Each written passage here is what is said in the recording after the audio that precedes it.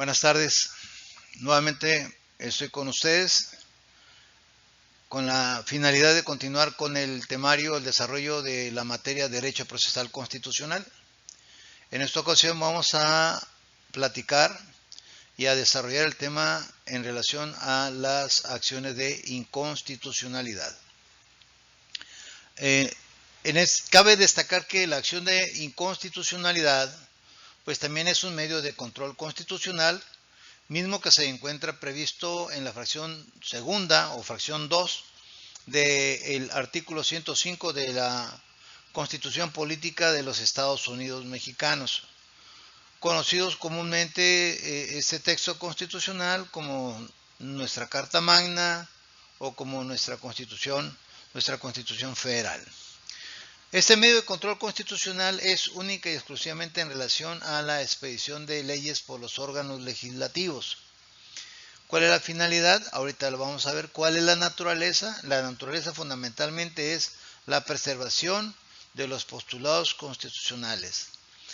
La naturaleza es el respeto a la estructura jurídica constitucional en México. En ese sentido, el temario que vamos a desarrollar en relación a esta unidad es el siguiente. Primeramente, vamos a hablar en relación a la acción de inconstitucionalidad, vamos a hablar en pues el concepto de la que se tiene, concepto por llamarlo de alguna manera elegante, simplemente concepto o idea, viene siendo prácticamente lo mismo. También vamos a hablar acerca de la procedencia de la acción de inconstitucionalidad, quienes pueden promover la acción de inconstitucionalidad según el propio artículo 105 fracción segunda y la ley reglamentaria de la fracción segunda y la fracción primera del artículo 105. Vamos a hablar acerca también del plazo que nos establece la ley para interponer la demanda, cuáles son los requisitos de la demanda, la tramitación de la demanda y reglas que se deben de observar al dictar la acción de inconstitucionalidad, el contenido también de la sentencia. En ese contexto vamos a decir cuál es la idea en relación a la acción de la acción de inconstitucionalidad. ¿Cuál es el objetivo? ¿Cuál es el objeto que tiene este proceso que se tramita ante la propia Suprema Corte de Justicia de la Nación en pleno? Tanto la controversia constitucional como la acción de constitucionalidad, insisto, tanto la controversia constitucional como la acción de inconstitucionalidad, ambos procesos se resuelven en pleno, es decir, ustedes saben que la Suprema Corte de Justicia de la Nación cuenta con 11 ministros. De los 11 ministros, 5 forman la primera sala y 5 ministros forman la segunda sala. Y el 11º ministro, por llamarlo así, es el presidente de la Suprema Corte. El 11º ministro, presidente de la Suprema Corte, no pertenece ni a la primera sala ni a la segunda sala. ¿Ok? Pero el ministro presidente, cuando la primera sala y segunda sala se unen, es cuando se dice que sesionan en pleno. Entonces, los 5 ministros de la primera y los 5 ministros de la segunda sala se reúnen en pleno, se les suma el 11º, vaya, entre comillas, 11º ministro, que en este caso es quien preside las sesiones de la Corte cuando precisamente, valga la redundancia, sesiona en pleno. Pues bien, tanto la controversia constitucional como las acciones de inconstitucionalidad, la Suprema Corte es quien resuelve, pero la resuelve en pleno, cuando las dos salas, primera y segunda, se unen junto con el ministro presidente, que es precisamente quien preside las sesiones para resolver tanto las controversias constitucionales como en este caso las acciones de inconstitucionalidad. Y bien, ¿Cuál es el objeto de la acción de inconstitucionalidad? Pues simple y sencillamente el objeto es determinar si una disposición legislativa, entre paréntesis, ley ordinaria, ya sea federal o local, es decir, promovida por, o mejor dicho, sí, que creada mediante el proceso legislativo por el Congreso de la Unión, llámese Cámara de Diputados o llámese Cámara de Senadores, o bien por cualesquiera de los congresos locales o de la Asamblea Legislativa de la Ciudad de México, hayan emitido una norma general y que ésta vaya a acorde con la Constitución Federal. Es decir, que no vaya contraria a ninguna disposición de nuestra Constitución Federal. Eso podríamos tenerlo como una idea. Ese es el objeto de la acción de inconstitucionalidad.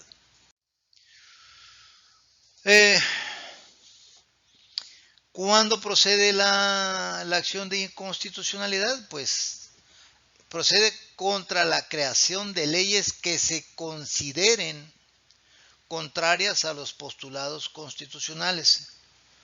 Desde luego, siempre y cuando sean impugnadas. Es decir, la Suprema Corte de Justicia de la Nación, por sí misma o de oficio, ella no puede promover una acción de inconstitucionalidad.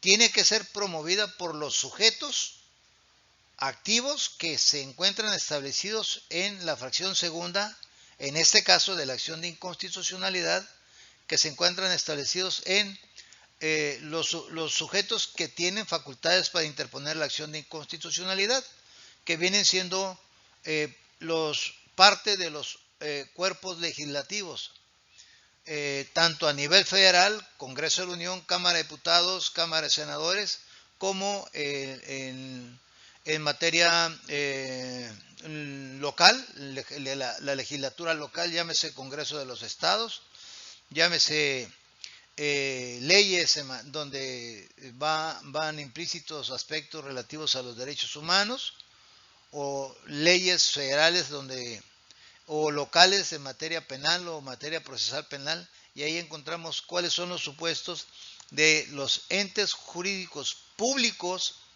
que tienen facultades para promover la acción de inconstitucionalidad, que deberá de presentarse esa demanda ante la propia Suprema Corte de Justicia de la Nación para que tenga conocimiento y en base al artículo 17 constitucional ejercer el derecho de acción para que los postulados constitucionales establecidos precisamente en nuestra Carta Magna no se vean alterados, mucho menos violados. Bien, ¿quiénes son los facultados para poder interponer acción de inconstitucionalidad? Es el 33% de los diputados federales al Congreso de la Unión respecto a leyes federales. Aquí desafortunadamente la diapositiva está escuadrada, pero es el 33% de los diputados federales, el 33% de los senadores al Congreso de la Unión en contra de leyes generales o bien en contra de los tratados internacionales.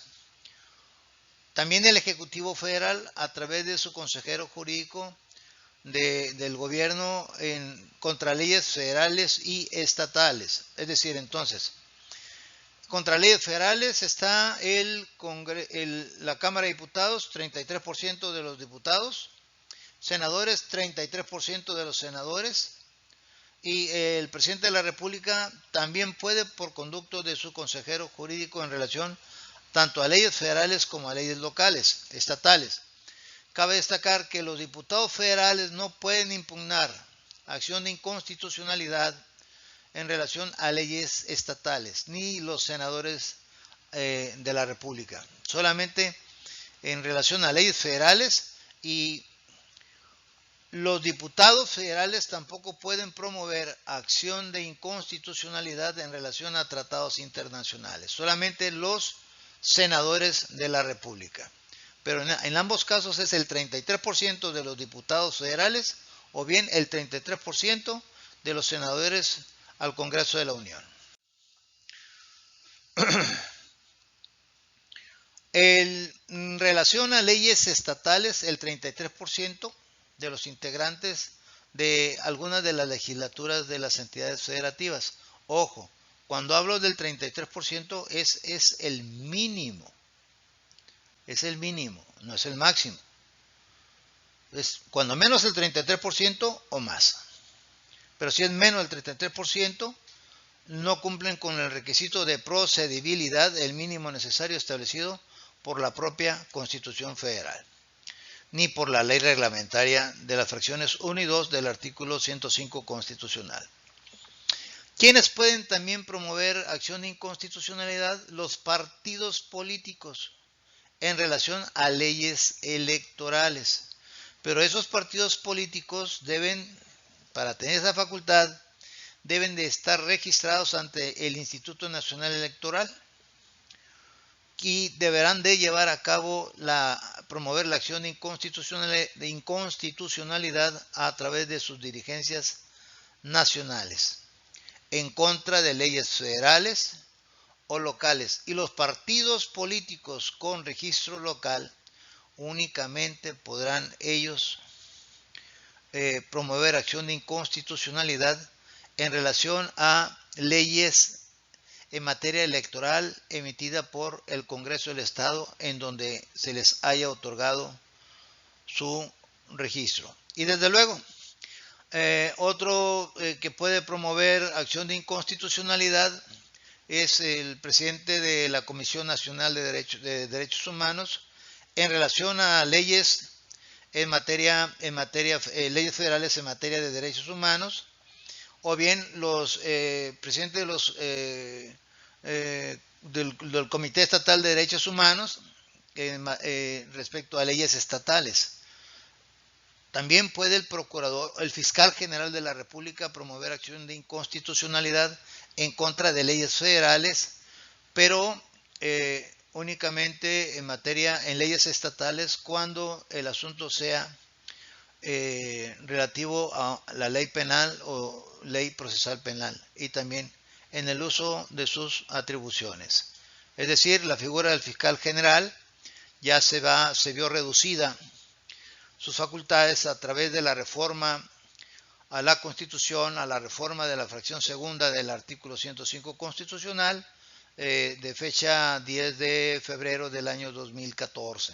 A partir de entonces, esas atribuciones para el hoy fiscal general de la República, antes procurador general de la República, se ven disminuidas. Y pues estábamos comentando acerca de los partidos políticos con registro ante el Instituto Nacional Electoral por conducto de sus dirigencias nacionales en contra de leyes federales, etcétera, etcétera. Esto pues ya lo hemos comentado. Bien. Plazos para interponer la demanda, 30 días, ojo, estamos hablando de leyes, pero no en materia electoral. 30 días naturales contados a partir del día siguiente a la fecha en que la ley o tratado internacional fueron publicados en el correspondiente medio oficial de divulgación. O bien, si el día, como son días, el plazo se refiere a días naturales, si el día 30 corresponde a que es domingo o es fin de semana, obvio es que las oficinas de la Suprema Corte están cerradas. Consecuentemente, se puede presentar al día siguiente hábil, es decir, hasta el día lunes, que sería el día 31, pero aquí está permitido. En materia electoral, todos los días son hábiles, todos. Aquí no opera el día del fin de semana. Aquí todos los días son hábiles. Y aquí, aún tratándose de fin de semana, la demanda se tendrá que presentarse en ese sentido. Pero en materia electoral, al igual que en materia de leyes no electorales, se tiene que contar los días naturales. Haciendo la aclaración que en materia electoral todos los días son hábiles, y en los 30 días naturales estamos hablando de que también los sábados y los domingos cuentan, es decir, día calendario. Los requisitos de la demanda de acción de inconstitucionalidad, pues los nombres y firmas de los promoventes, dijéramos el Congreso de la Unión, 33% de los integrantes. Estamos hablando nosotros de la Cámara de Diputados, son 500 diputados federales, el 33% son los que tendrían que promover la acción de inconstitucionalidad. Si estamos hablando de el 30% de 500, estamos hablando que vienen siendo 103 por 5, 15, son 150, más otros 3%, estamos hablando de 150 son, estoy como el Jordi, ¿no? Jordi Rosado. Estamos hablando de que el 33% de los 500, estamos hablando de casi 160 firmas de diputados, aproximadamente 169, 170 aproximadamente. Entonces, pero tiene que irse acreditado con el nombramiento de diputados, no solamente la firma, ojo, se tiene que acreditar que son diputados federales, en el caso del Congreso de la Unión, de la Cámara Baja. Tiene que irse con copia certificada de la constancia que los acredite como diputado federal, porque en la Suprema Corte van a analizar documento por documento que se encuentren debidamente requisitados. ¿Quién más pueden llevar a cabo, tienen facultades para interponer la acción de inconstitucionalidad? Pues los órganos legislativos y el Ejecutivo que hubiera emitido y promulgado las normas generales impugnadas. La norma general también, cuya invalidez se reclame, y medio oficial en el que se hubiera publicado. Estos son los requisitos que debe de contener la demanda, es decir, los nombres y firmas de los promoventes, parte actora, los órganos legislativos y el Ejecutivo que hubiera emitido y promulgado la norma general impugnada, esa es la parte demandada. La norma general cuyo invalidez se declame, ese es el acto reclamado. Esto lo estamos viendo a la luz de lo que viene siendo el juicio de amparo para tratar de darle mayor claridad. Y luego los preceptos constitucionales que se estimen violados o los derechos humanos consagrados en los tratados internacionales en el que México es parte y que se estimen vulnerados. Finalmente, los conceptos de invalidez, que en materia de amparo se le conocen como los conceptos de violación. Estos son los requisitos que debe de contener la demanda de acción de inconstitucionalidad. La tramitación de la demanda. Aquí decíamos, lo recibe la Suprema Corte, el presidente de la Suprema Corte se lo remite al ministro que le corresponda, al ministro en turno, y el ministro se le denomina ministro instructor, y es lo mismo que ocurre en el artículo 22, 23 y 24. Analiza el escrito de acción de inconstitucionalidad y pues lo pone en proceso de sentencia, ¿no? Dice, si el escrito de demanda de inconstitucionalidad no estuviera redactada con claridad y regularidad necesarias, al promovente se le hará prevención, ojo, se le hará una prevención, es decir, no se admite la demanda a trámite, pero tampoco se desecha. Se le manda a prevenir, para que dentro del plazo de 5 días él aclare la supuesta oscuridad o imprecisión que va establecida en la propia demanda de acción de inconstitucionalidad. Y una vez que subsana esa prevención, entonces se admite la demanda de acción de inconstitucionalidad y se hace del conocimiento tanto al órgano legislativo que haya emitido la norma y así como al Poder Ejecutivo, llámese gobernador del estado si es una ley estatal o llámese presidente de la República si es una ley federal, porque son estas autoridades quienes fueron las encargadas de emitir el decreto. Esto es con la finalidad de que las autoridades queden plenamente notificadas y para que se puedan hacer las aclaraciones correspondientes. Y una vez transcurrido el plazo y subsanadas las irregularidades, el ministro instructor les comentaba, da vista a los órganos legislativos que emitieron, aquí se impidieron la ley, no impidieron, emitieron la ley y al titular del Ejecutivo, que fue el que la promulgó, para que dentro del plazo de 15 días rindan el informe con la finalidad de sostener la validez de la norma general impugnada o en su caso ellos solicitar o establecer que la norma impugnada debe ser declarada improcedente de la acción de la inconstitucionalidad.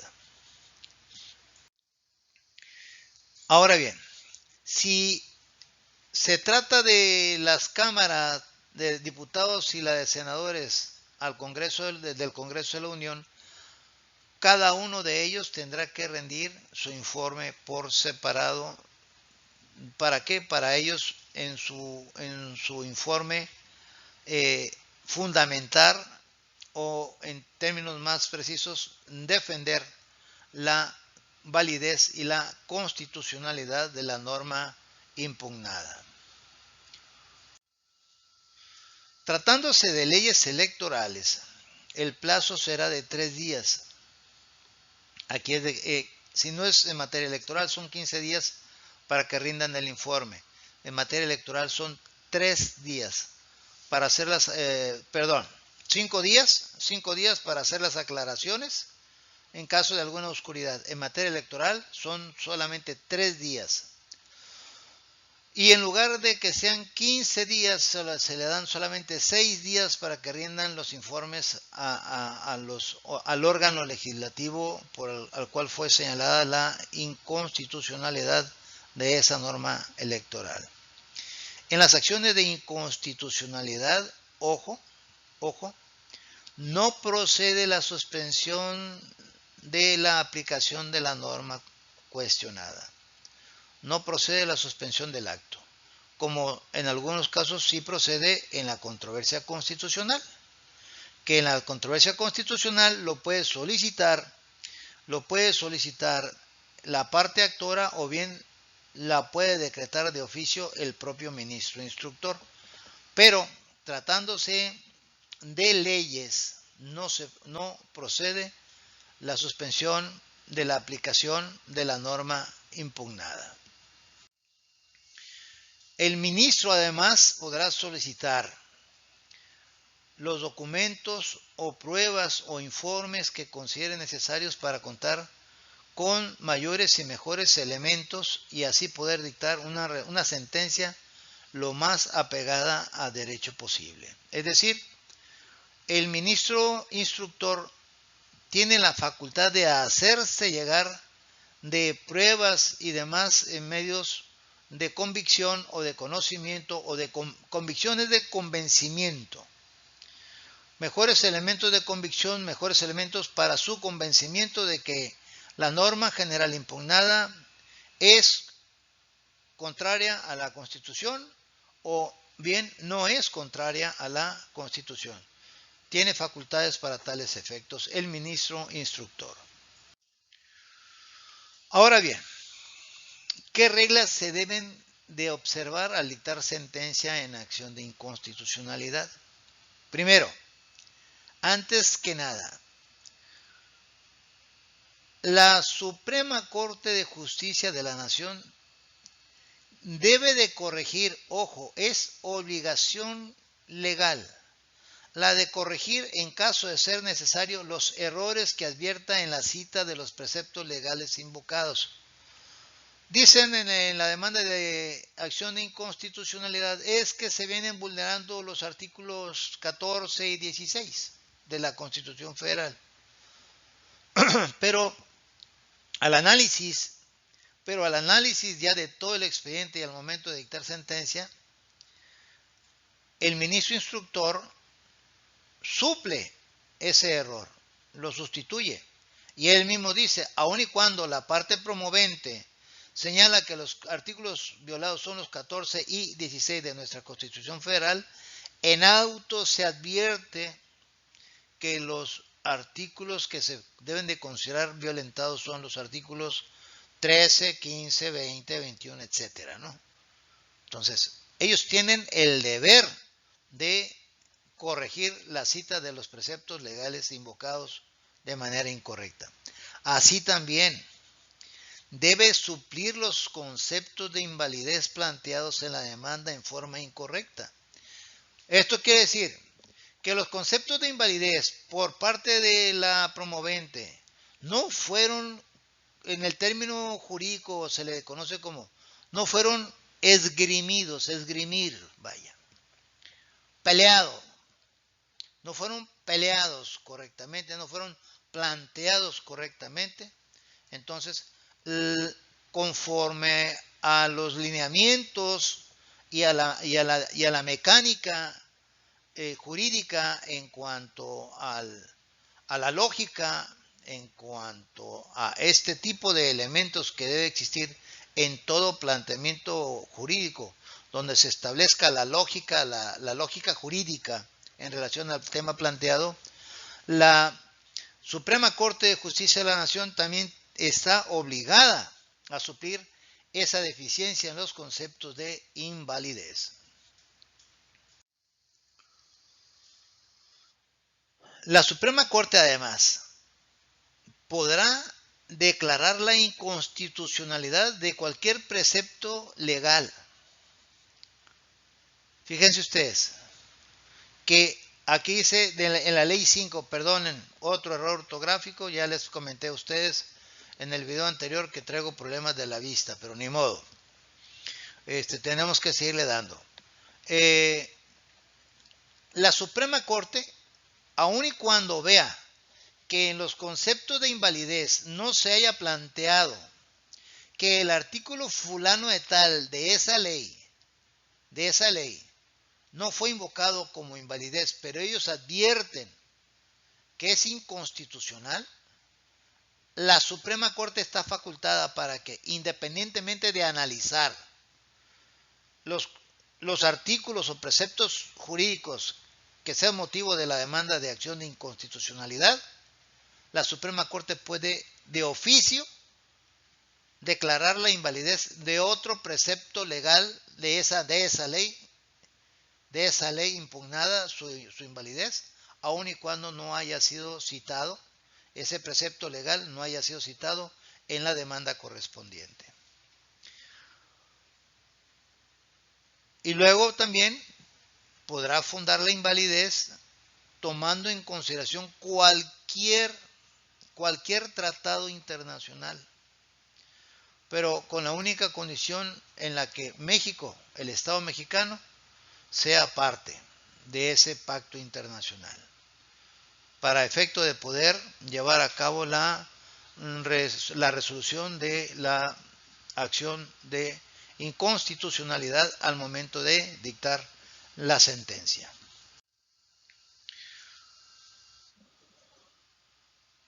¿Cuáles son los votos necesarios para declarar la invalidez de una norma de acción de inconstitucionalidad? Les decía, son 11 los ministros que están analizando y están votando acerca de la constitucionalidad o inconstitucionalidad de una norma jurídica. Son 11 los ministros, les comentaba. Para que una norma jurídica sea declarada su invalidez, debe de contar al menos con 8 votos de los 11, 8. O bien 9 o 10 o bien por unanimidad, los 11 votos, se declara la invalidez de la norma jurídica, se declara la inconstitucionalidad de la norma jurídica. Pero si de esos 11 ministros solamente 7 votaron por la invalidez de la norma jurídica, no alcanza el número de votos mínimo necesario que la ley exige.